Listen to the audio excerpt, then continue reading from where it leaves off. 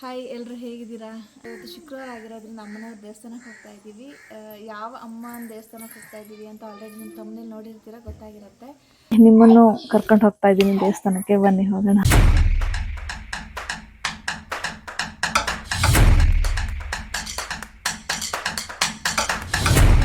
ಹೌದು, ನಾವು ಒಡನ್ಬೈಲ್ ಪದ್ಮಾವತಿ ಅಮ್ಮನವರ ದೇವಸ್ಥಾನಕ್ಕೆ ಹೋಗ್ತಾ ಇದ್ದೀವಿ. ನಾವಿರೋದು ಸಿದ್ದಾಪುರ, ಅಲ್ಲಿಂದ 40 ಕಿಲೋಮೀಟರ್ ಆಗುತ್ತೆ. ನೀವು ತುಂಬಾ ದೂರದಿಂದ ಬರೋದಾದ್ರೆ ನಿಮ್ಗೆ ತಾಳಗುಪ್ಪವರೆಗೂ ರೈಲ್ವೆ ವ್ಯವಸ್ಥೆ ಕೂಡ ಇದೆ, ಹಾಗೂ ಬಸ್ಸಿನ ವ್ಯವಸ್ಥೆ ಕೂಡ ಇದೆ. ಸೊ ನೀವು ಆರಾಮಾಗಿ ಬಂದು ಅಮ್ಮನ ಒಂದು ದರ್ಶನ ನೀವು ಮಾಡ್ಕೊಂಡು ಹೋಗ್ಬೋದು. ದೇವಸ್ಥಾನಕ್ಕೆ ಹೋಗೋ ರೋಡಲ್ಲಿ ಜಗತ್ ಪ್ರಸಿದ್ಧವಾದ ಜೋಗ್ ಫಾಲ್ಸ್ ಇದೆ. ಸೊ ಅಲ್ಲಿ ಏನೋ ಕನ್ಸ್ಟ್ರಕ್ಷನ್ ನಡೀತಾ ಇತ್ತು ನಾವು ಹೋಗ್ಬೇಕಾದ್ರೆ, ಹಾಗಾಗಿ ನಮ್ಗೆ ಕರೆಕ್ಟ್ ಆಗಿ ನೋಡೋದಿಕ್ ಆಗಿಲ್ಲ. ಬಟ್ 75% ಕಾಣಿಸುತ್ತೆ, ನೋಡ್ಬೋದು ಈಚೆಯಿಂದಾನೆ.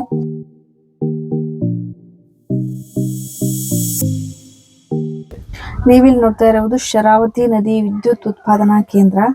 ಸೊ ಅಮ್ಮನ ಗುಡಿ ಹೋಗೋ ರೋಡಲ್ಲಿ ನೀವು ಈ 2 ಸ್ಥಳಗಳನ್ನ ನೋಡಬಹುದು ಇಲ್ಲಿ.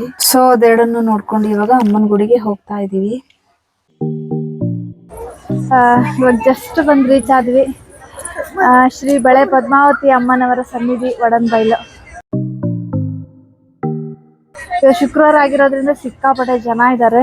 ಇವರು ನಮ್ಮ ಮಾಮ, ನಮ್ಮ ಮನೆಯವರ ತಂದೆ, ಇವರು ನಮ್ಮ ಅತ್ತೆ, ನಮ್ಮ ಮನೆಯವ್ರ ತಾಯಿ. ಸೊ ಫ್ಯಾಮಿಲಿ ಎಲ್ಲರೂ ಬಂದಿದ್ದೀವಿ ಇವತ್ತು ದೇವಸ್ಥಾನಕ್ಕೆ. ದೇವಸ್ಥಾನ ಮುಂಭಾಗದಲ್ಲಿ ಕಾಲು ತೊಳೆಯೋದಕ್ಕೂ ಕೂಡ ವ್ಯವಸ್ಥೆ ಇದೆ. ನಾವು ಕೂಡ ಕಾಲು ತೊಳ್ಕೊಂಡು ಇವಾಗ ಅಮ್ಮನ ಗುಡಿಗೆ ಹೋಗ್ತಾ ಇದೀವಿ.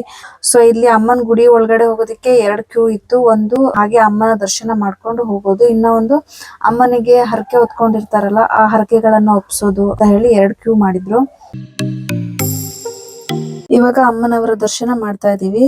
ಇದು ಅಮ್ಮನವರ ಪೂಜಾ ಸ್ಥಳ, ಆದ್ರೆ ಮೂಲ ಸ್ಥಾನ ಬೇರೆ ಕಡೆ ಇದೆ, ಹಾಗಾಗಿ ಅದನ್ನ ಆಮೇಲೆ ತೋರಿಸ್ತೀವಿ ನಿಮ್ಗೆ.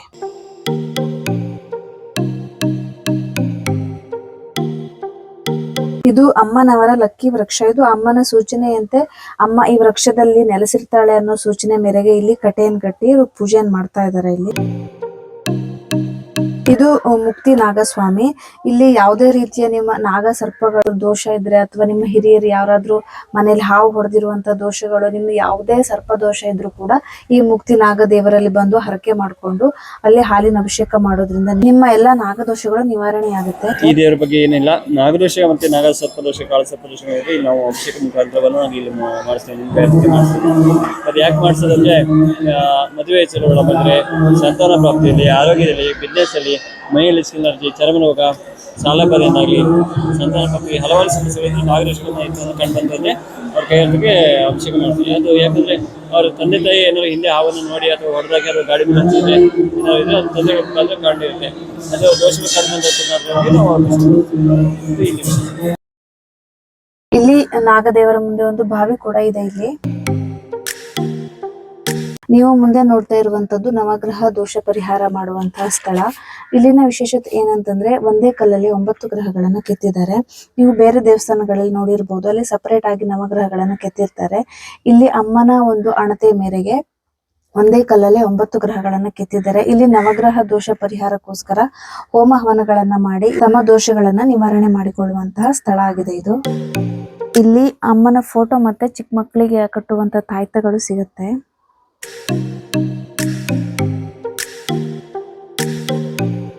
ಇದು ಅಮ್ಮನವರ ಮೂಲ ಸ್ಥಳಕ್ಕೆ ಹೋಗುವ ದಾರಿ. ಈ ದಾರಿ ಮಧ್ಯದಲ್ಲಿ ಜೈನ ದೇವಾಲಯ ಇದೆ. ಜೈನ ಗುರು ಮಹಾವೀರರ ಮೂರ್ತಿ ಕೂಡ ಇದೆ ಇಲ್ಲಿ.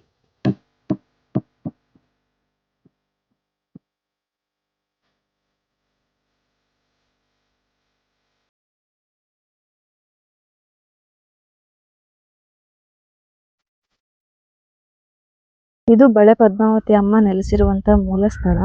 ಈ ಭಕ್ತಾದಿಗಳು ತಾವು ಹರಕೆ ಮಾಡ್ಕೊಂಡಿರುವಂತಹ ಬಳೆಗಳನ್ನ ಒಪ್ಸೋದಿಕ್ಕೆ ಈ ಮೂಲ ಸ್ಥಾನಕ್ಕೆ ಬರಬೇಕಾಗುತ್ತೆ. ಪೂರ್ವ, ಪಶ್ಚಿಮ, ಉತ್ತರ, ದಕ್ಷಿಣಾಭಿಮುಖವಾಗಿ ಇರುವಂತಹ ದೇವಸ್ಥಾನವಾಗಿದೆ.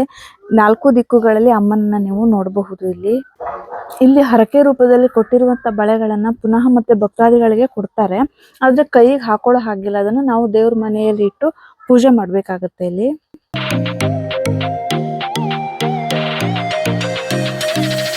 ಇಲ್ಲಿ ಅಮ್ಮನ ಮೂಲದ ಬಗ್ಗೆ ಹೇಳ್ಬೇಕಂತಂದ್ರೆ, ಸುಮಾರು 55 ವರ್ಷದ ಹಿಂದೆ ಇದರ ಮೂಲ ಸ್ಥಳ ಲಿಂಗನಮಕ್ಕಿ ಡ್ಯಾಮ್ ಬಳಿ ಹೆಬ್ಬೈಲು ಎಂಬ ಊರಲ್ಲಿ ಇತ್ತು. ಅದು ಮುಳುಗಡೆ ಆದ ನಂತರ ಅಲ್ಲಿನ ವಂಶಸ್ಥರು ಅಲ್ಲಿಂದ ಇಲ್ಲಿಗೆ ಸ್ಥಳಾಂತರ ಆಗ್ಬೇಕಾದ್ರೆ ಈ ಕಲ್ಲಿನ ಮೂರ್ತಿ ಅಂತಂದು ಇಲ್ಲಿ ಇಡ್ತಾರೆ.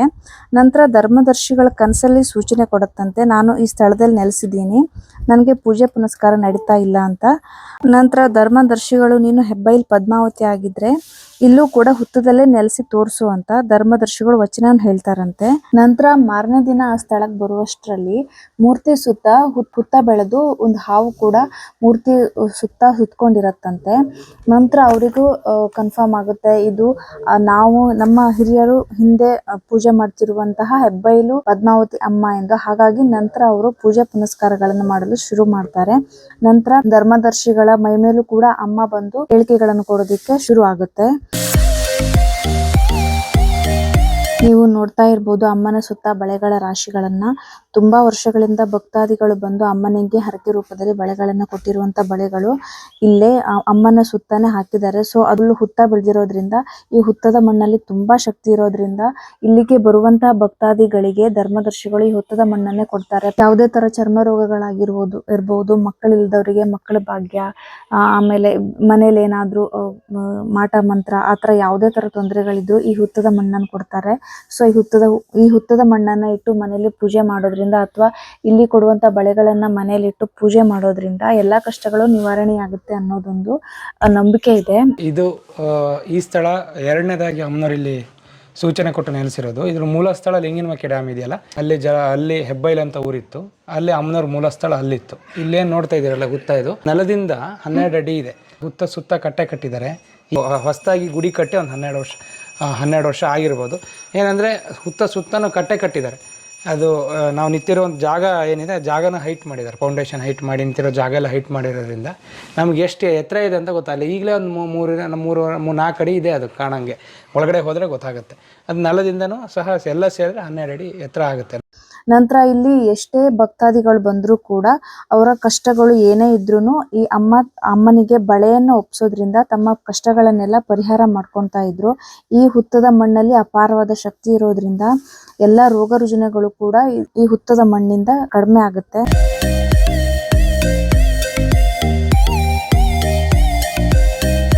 ಹಾಗೆ ಇಲ್ಲಿಂದ ಮುಂದೆ ಹೋದ್ರೆ ಚೌಡಮ್ಮ, ಯಕ್ಷಿ ಅಂತ ತುಂಬಾ ದೇವರುಗಳಿದೆ. ಇಲ್ಲಿ ನೀವು ನೋಡ್ತಾ ಇರ್ಬೋದು.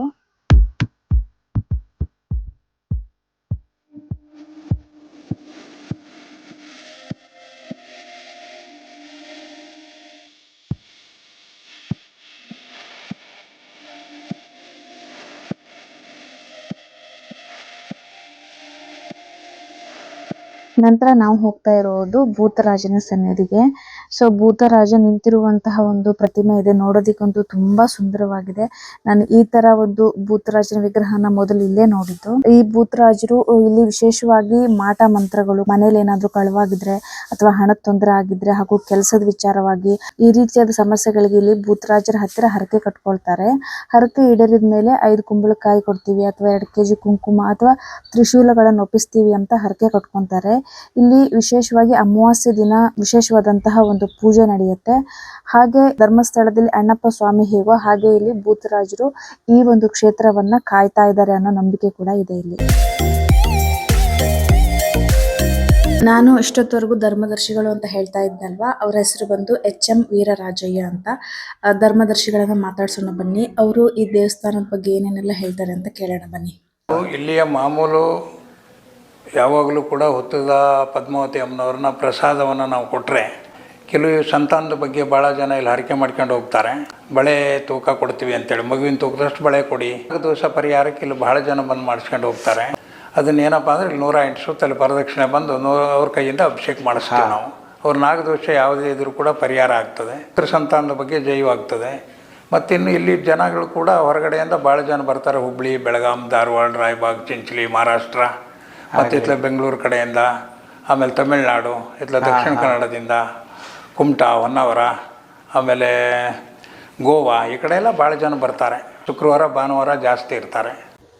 ಪೂಜೆ ಎಲ್ಲ ಮುಗಿಸ್ಕೊಂಡು ಬಂದ್ವಿ, ಇವಾಗ ಊಟಕ್ಕೆ ಹೊರಟಿದ್ದೀವಿ. ಸೊ ಇಲ್ಲಿ ಬೆಳಗ್ಗೆ ತಿಂಡಿ, ಮಧ್ಯಾಹ್ನ ಊಟ ಮತ್ತು ರಾತ್ರಿ ಊಟದ ವ್ಯವಸ್ಥೆ ಕೂಡ ಇರುತ್ತೆ. ಸೊ ಇವಾಗ ಊಟಕ್ಕೆ ಹೋಗ್ತಾ ಇದ್ದೀವಿ. ಇದು ಪದ್ಮಾವತಿ ಪ್ರಸಾದ ಭೋಜನಾಲಯ ಅಂತ.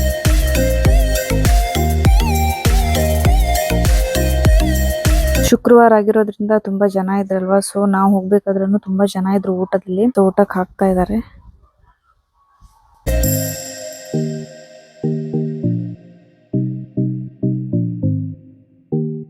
ಇವಾಗ ಜಸ್ಟ್ ಮನೆಗೆ ಬಂದ್ವಿ. ಸೊ ನೋಡಿದ್ರಲ್ವಾ ನೀವುನು, ಒಡನ್ಬೈಲು ಬಳೆ ಪದ್ಮಾವತಿ ಅಮ್ಮನವರ ದೇವಾಲಯಕ್ಕೆ ನಾವು ಇವತ್ತು ಹೋಗಿದ್ದು. ಅಲ್ಲಿ ಏನೇನೆಲ್ಲ ಪೂಜೆಗಳನ್ನ ಅಥವಾ ಆ ದೇವಿ ವಿಶೇಷತೆಗಳ ಬಗ್ಗೆ ಎಲ್ಲ ನಾವು ವಿಡಿಯೋದಲ್ಲಿ ತೋರಿಸಿದೀವಿ ನಿಮ್ಗೆ ಇವತ್ತು. ಸೊ ನೀವು ಕೂಡ ಒಂದ್ಸಾರಿ ಭೇಟಿ ಕೊಡಿ, ಈ ಒಡನ್ಬೈಲು ಅಮ್ಮನವರ ದರ್ಶನವನ್ನು ಪಡೆಯಿರಿ ಅಂತ ಹೇಳ್ತೀನಿ. ಹಾಗೆ ನಿಮ್ಮ ಏನೇ ಕಷ್ಟಗಳಿದ್ರು ಅಮ್ಮನವರ ಹತ್ರ ನೀವು ಬಳೆ ಹರಕೆಗಳನ್ನ ಮಾಡ್ಕೊಂಡ್ರೆ ನಿಮ್ಮ ಎಲ್ಲ ಕಷ್ಟಗಳು ಪರಿಹಾರ ಆಗುತ್ತೆ. ಹಾಗಾಗಿ ನೀವು ಒಂದ್ಸಾರಿ ಬಂದು ಇಲ್ಲಿ ಭೇಟಿ ಕೊಟ್ಟು ಹೋಗಿ. ಇಷ್ಟ ಹೇಳ್ತಾ ಇವತ್ತಿನ ಈ ವಿಡಿಯೋನ ಇಲ್ಲಿಗೆ ಮುಗಿಸ್ತಾ ಇದ್ದೀನಿ. ಸೊ ಮತ್ತೆ ನೆಕ್ಸ್ಟ್ ವಿಡಿಯೋದಲ್ಲಿ ಸಿಗ್ತೀನಿ. ಅಲ್ಲಿವರೆಗೂ ಟೇಕ್ ಕೇರ್, ಬಾಯ್ ಬಾಯ್.